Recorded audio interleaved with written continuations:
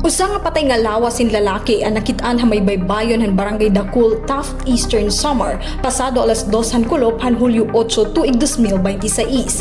Igin report ini ha Taft Municipal Police Station han kapitan han barangay ngan madagmit naman nga nagresponde nga nag-imbestigar ang kapulisan ngan mga tawo han Taft Municipal Disaster Risk Reduction and Management Office kaupod ang mga barangay officials han Dakul. Kinilalan biktima nga Jacinto Lope Dumanglangit, 52 anyos nga taga barangay Pidhan habungtohan San Julian.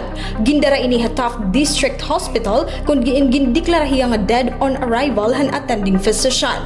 Base sa inisyal nga investigasyon han mga otoridad, nagawas nga waray foul play ngan waray nakita nga mga external injuries halawas ang biktima. Sugad man nahibaruan nga nakipag-irigdum daw ang biktima antes ang insidente. Pinaagi han anchor-like tattoo ngan silver nga singsing, positibo ang ginkilalan pamilya ang biktima.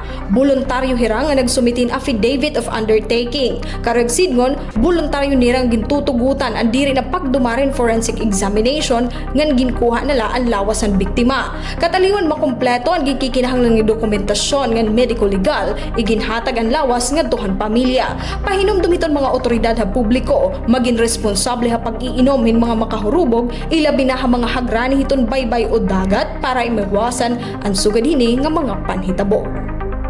Tikang habung titon Taft, Heidi Upada, Eastern Samar News Service.